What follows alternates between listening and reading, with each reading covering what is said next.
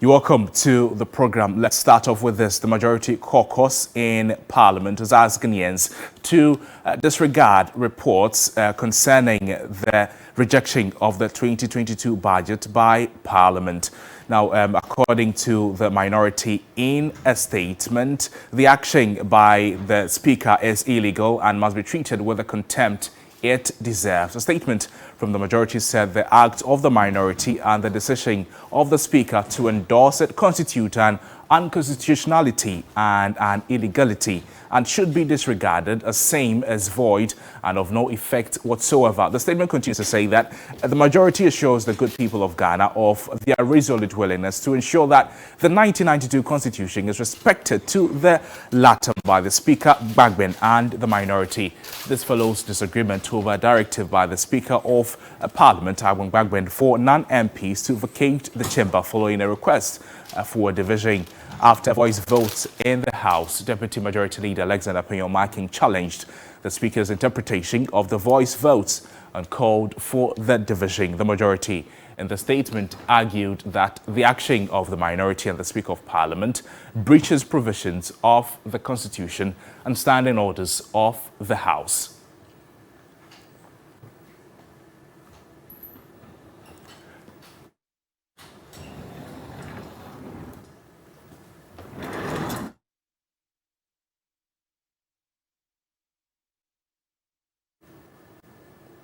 Now, a private legal practitioner, Justice Abdullah, has refuted claims that the rejection of the 2022 budget decision pronounced on the floor of Parliament by the minority is null and void. He believes that the decision can still stand. It is not null and void. A decision has been taken. That is correct, and that has to be accepted. Now, as to the effect of that decision or the constitutionality or otherwise, I think that is a matter that can be discussed and determined subsequently. At this moment, you cannot wish away the fact of the decision having been taken. You may have issues with the constitutionality of it, but that is a matter that you'd have to raise. And the processes of raising that and even getting it changed, assuming you are right, is where the problem lies. My point is that this whole drama that unfolded and the event that would unfold going forward from Tuesday make it even worse for all of us. The meaning of half of the members present, is it the case that you're referring to the actual time of the voting? Or, for instance, could you also argue that it's actually the time that the motion was put? Or it was actually just after the voting? Because after the voting, you can have different numbers. It is very difficult, Jiva, let me be honest with you on this, that a person who was signed in as president, who was seen in the House of Parliament, captured on video and everything else, but decided for whatever reason to walk out at the time the voting was taking place, to say that that person wasn't present. They probably didn't take part in the voting. That I agree. But would your absence from voting amount to not being present? I don't think that's a yes. Well, as we wait for the showdown on Tuesday between the majority and minority members of Parliament, our parliamentary correspondent, Komla Kluche, has joined us in the studio for a conversation on the back of what happened in Parliament yesterday. Komla, you're welcome. Paint a picture for us on what happened yesterday before the votes.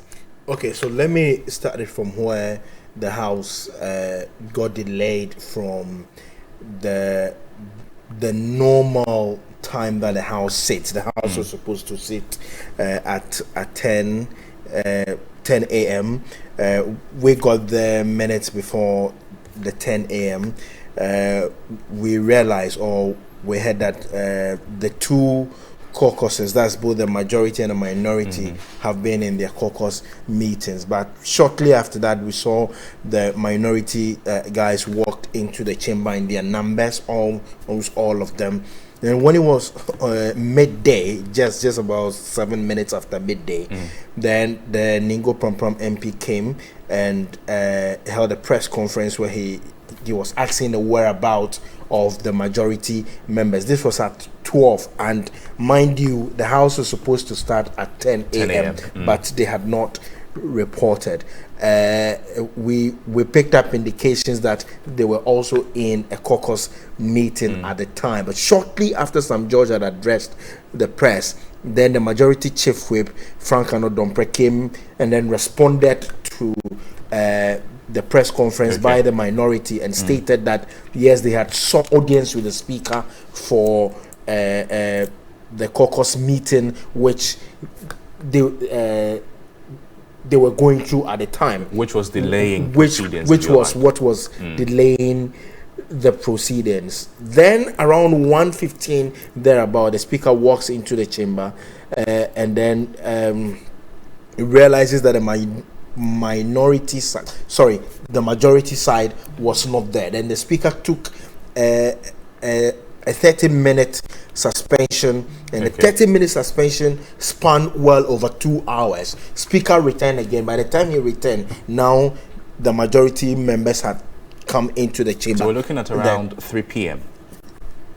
thereabouts. Then the speaker made it clear that he was not informed of the majority caucus meeting. It came to him as a surprise. He has heard that the chief whip of the majority is indicating that they had told him. He was not told of anything, and that had passed before they came into it. And when they started, then the issue about the majority leader and the minority leader, which was the main agenda actually for yesterday, preceding the approval, is what was expected. The majority leader and the minority leader had to have their debate, which is the finality of everything before the speaker would put the that questions. generated some sort of drama in Parliament. There was some protestation from the majority leader, who said that the Minister of Finance had come to the House and then prayed that the speaker would grant audience to him to be able to have a discussion with the leadership of the House. And ordinarily, well, what was expected was just for the two leaders to conclude their debate, and then the speaker will put a question. The minority resisted this. At the end of the day, speaker declined that invitation by the majority leader to have the minority. We have footage of that drama you're talking about. Let's play that for viewers to see. It is not null and void. A decision has been. Those against, say no.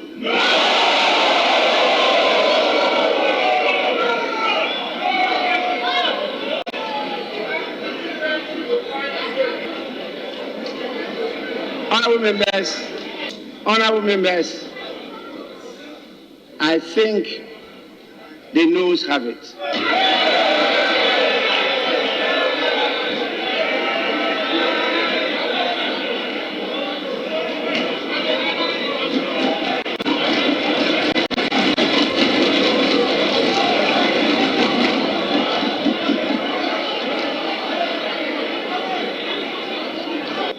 Honorable members, if we have a non-member of parliament seated here, I have the power under the orders to call on the marshal to get the person out of the house.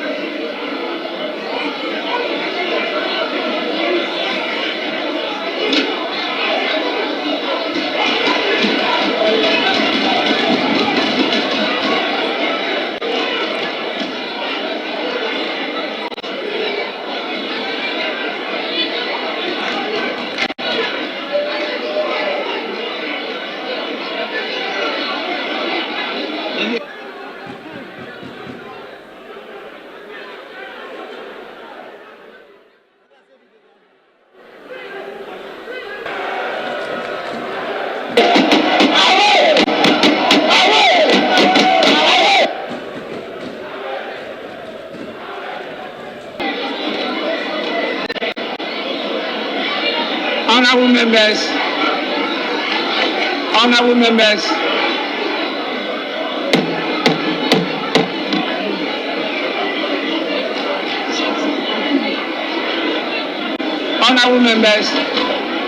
may I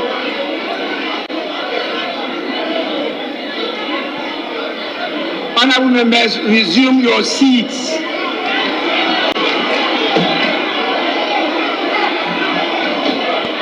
Parliament for the good people of Impraiso. Yes, if Asiedu Ketia doesn't work out of this chamber, nothing will go.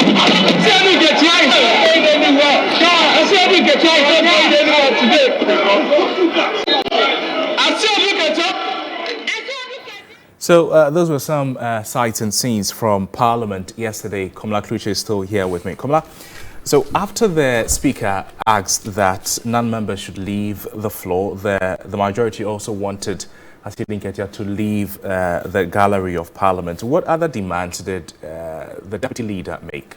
Okay, so let me put this into the proper perspective as to what necessitated this. When the Speaker put the question on the request, and this was a prayer, you know, after the majority leader and the minority leader concluded their debate, the Speaker gave the opportunity to the finance minister to come and then make a submission, if you like, an injury time submission to either convince or otherwise members of the House.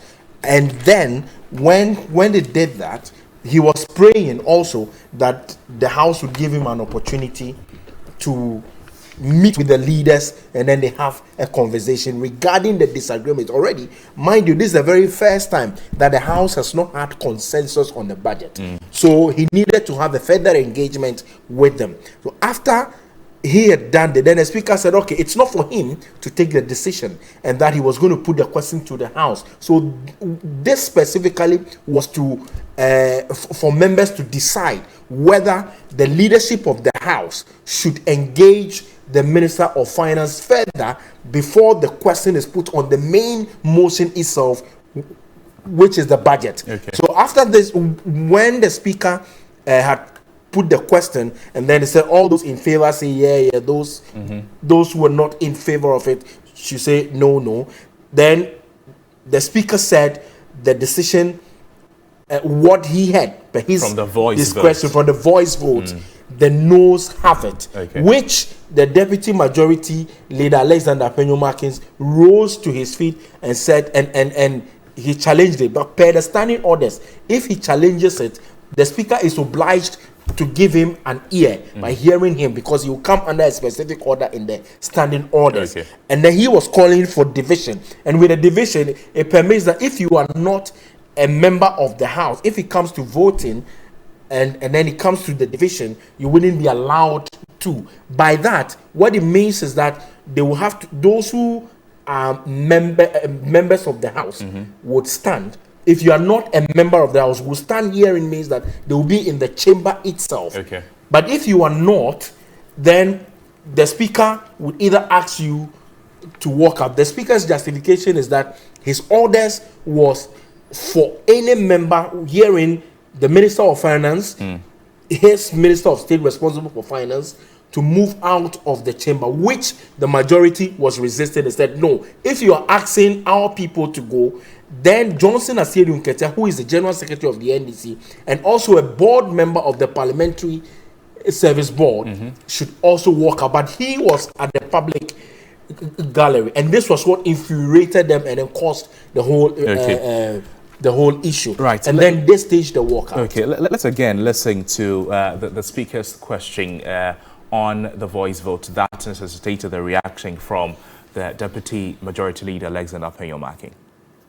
Ordinarily, as Speaker, it is my duty to put the question on the motion. But you may recall that the Honourable Majority Leader had earlier on put in a request for the Minister of Finance to make a prayer, which request I put before the House. Given where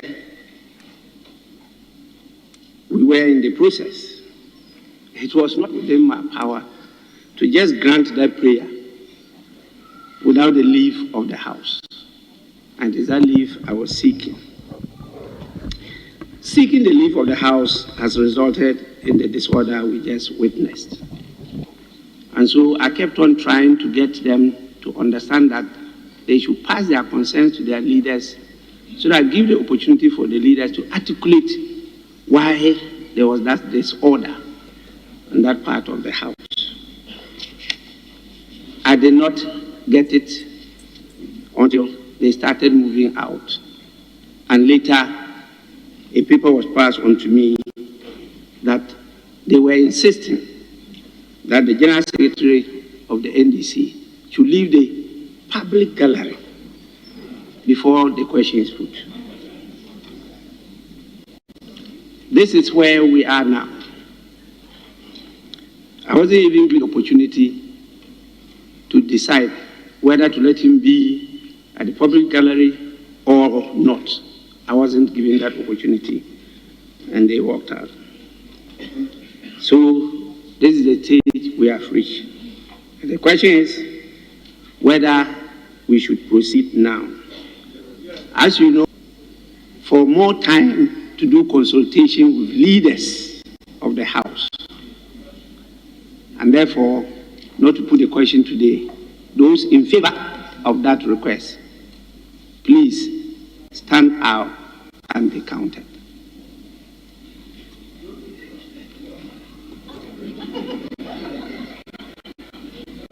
Those against that request, please kindly stand up to be counted.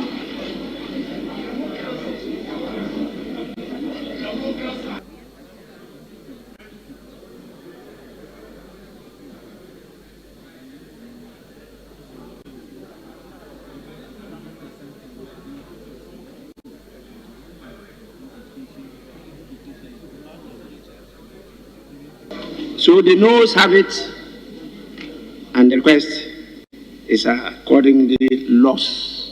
Those in favor of the approval of motion number 11 on the order paper, who says, and I read, that this Honorable House approves the budget statement and economic policy of the government for the year ending 31st December 2022.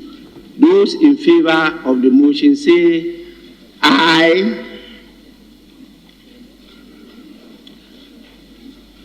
Those against the motion say no.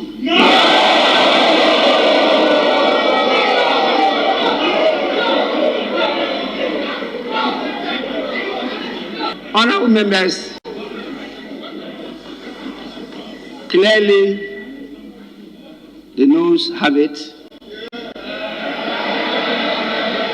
The motion is approved. Well, this sets the stage for interesting happenings on Tuesday and the coming days on the 2022 budget presented by the Finance Minister. Komla, explain briefly to us the dynamics we saw in the video we just watched. Okay, so with this one, the Speaker called for a first vote, and this was just after the majority had staged a walkout, and this, mind you, was based on the prayer by the Minister of Finance to have a further engagement with the leadership, what I termed in my own as an injury time engagement, right. Yes, which the House decided that they were going to subject to vote led by the Speaker. Then, so because there was confusion and then a majority walked out, the option was for the Speaker. And even before the Speaker did this, the Speaker had suspended the House for 5 minutes. And the 5 minutes actually lasted, I think, almost about 12 minutes or so. And then he came back to put the question on it. He spoke extensively as to how he disagreed with a lot of things, but then he put the question finally. When he did, he said he wanted it to be captured in the records, because Parliament is a house of records, so that it is not challenged by voice vote stuff. So he asked them, if you are not in favor of the request by the Finance Minister to have the further engagement, stand up. So all the minority members stood up, and the Speaker asked the table officers, the clerks, to count all of them. When they counted, the record that was given to the Speaker was 137. Okay. That was how come he came to the conclusion that the request by the finance minister has been shut down. Then he proceeded now to the main subject matter, which is the motion on government's 2022 fiscal policy document, which he put the question. When he put the question that those in favor of the budget should say aye, there was a dead silence on that because side. there was nobody there. There was nobody there. Then those who were against it, they should say no, and the minority shouted in their numbers, and then he said yes, they did. But whilst all of this was going on, the majority who had walked out and addressed the press, then moved to their offices. They actually gathered in one of the leaders' office, and they were monitoring everything. Held another press conference, and this, they responded to the specific orders that the speaker based his actions on, and then said that all that the speaker did was null and void. Let's hear Oseiche Mensah Bonsu speak extensively on this one. A prayer by a minister to withdraw a document or to be allowed to state a position is denied by the speaker. By this resort, that okay, I will not pronounce on it, let me put it to vote. It's not happened before. We are all living witnesses in this house. When has this happened? Be that as it may, he went ahead, did what he did in absence because we were not in the chamber. And then went ahead to state that the motion on the budget, as moved by the Minister of Finance on Wednesday, the 17th of November, is lost. That whole procedure was unconstitutional. As far as we are concerned, it's null and void. There's no binding effect on anybody.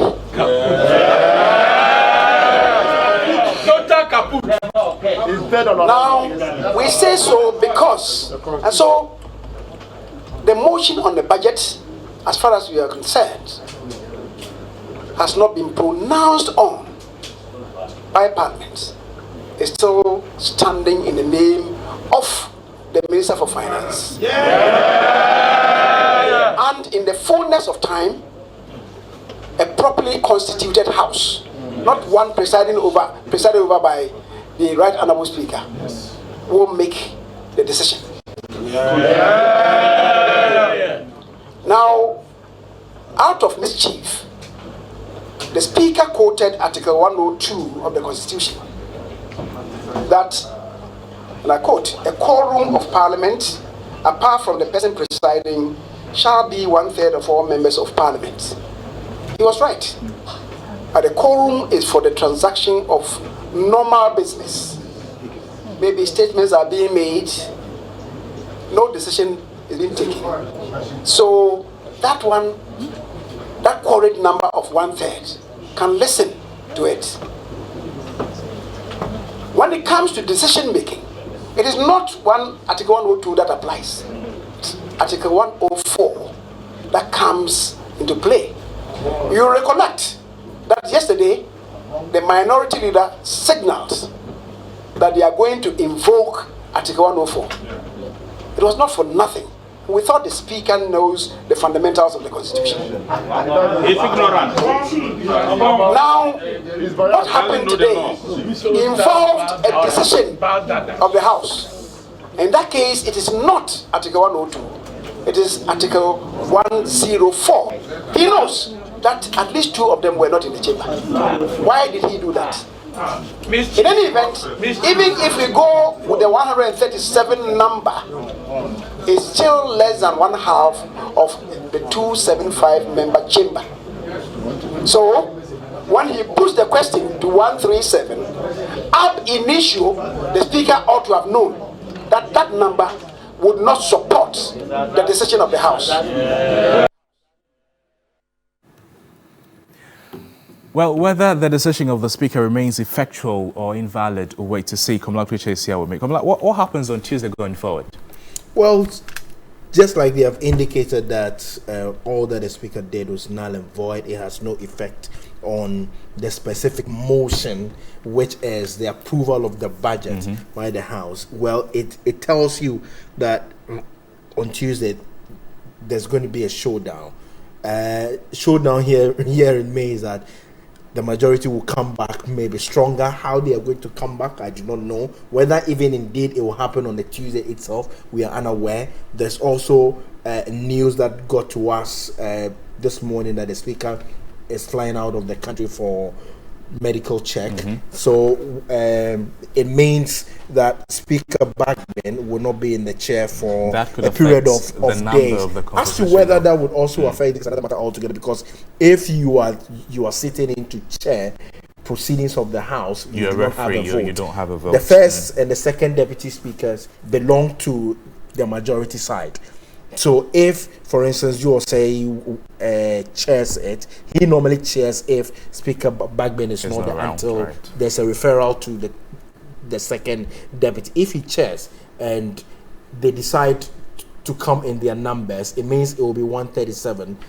The NDC side would also be 137. As to how it's going to pan out is what we do not know yet, but it clearly tells you that this matter is not ended yet. They will drag it. In fact, from my sources, they tell me that once it is an illegality, and you can listen to that from the confidence of the majority leader that clearly the Speaker dealt them in, and so this is clearly some breach of the Constitution, which they will not take very likely. Well, we're right now seeing a hung Parliament in full force. Well, we'll see where that goes. Kamala Kluche joined me in the studio for a conversation on the 2022 budget.